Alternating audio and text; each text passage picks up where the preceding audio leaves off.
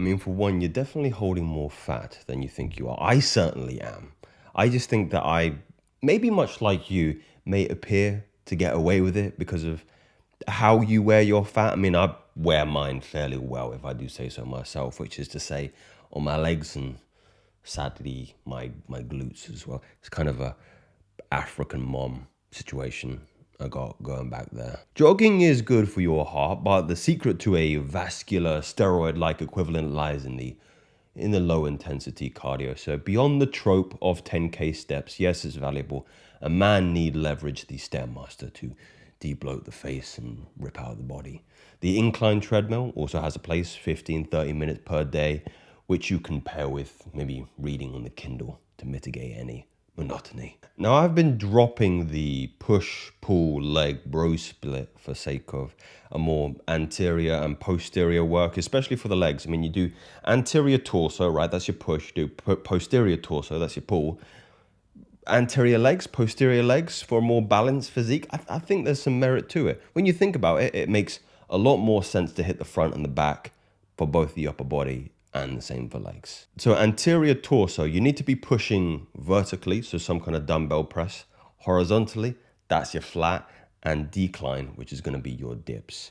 Better than decline bench because your torso doesn't get in the way of the barbell.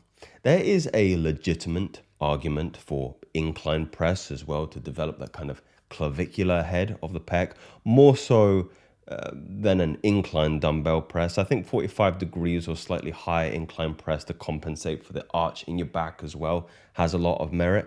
I think that the Smith machine is tremendous. Lower the weight, get a lot of tension, especially on the eccentric part. You get a real stretch in this area, and very soon you'll be using your chest to balance your keys and your wallet.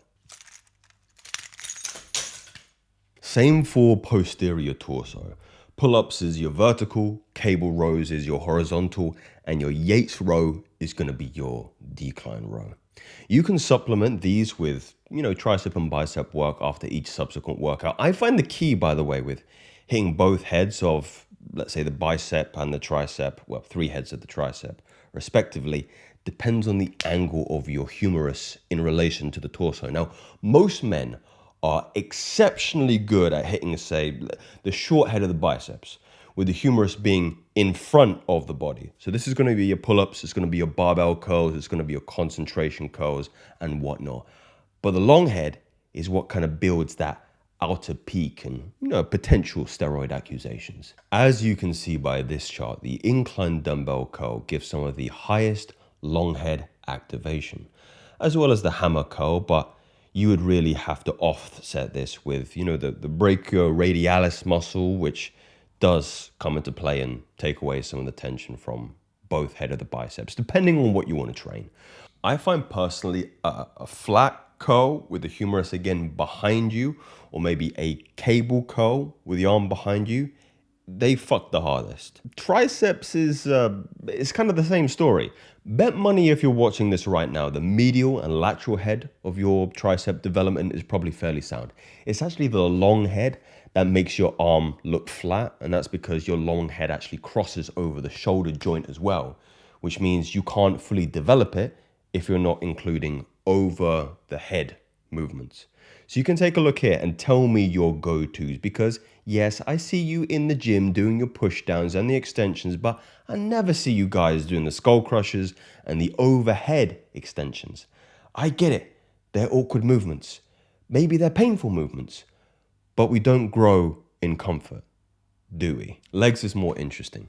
For the anterior or more quad focused, you need to be leveraging sissy squats and tib ante raises. Most men are already doing a lot of good posterior work, back squats, leg presses, calf raises, but I think a good hip hinge, like a hip thrust, that wouldn't go amiss either. And one of the main reasons we want to double up on the legs is because you get the greatest and the biggest bounce back from growth hormone and test when you pump the legs and glutes. I probably shouldn't have used the words pump and glutes in the same sentence there, but we'll move past it. 4 reasons you're stimulating more muscle tissue when you're hitting the legs, because they're the biggest compound movements, including the ankle, the knee, and the hip, Heavier loads, so this increases the intensity of the movement. They tax the CNS the most. So that was two there, sorry. Heavier loads, higher intensity, and greater endocrine output. Therefore, a superior hormonal output. That is not theory. It's a cold, hard fact. Speak soon.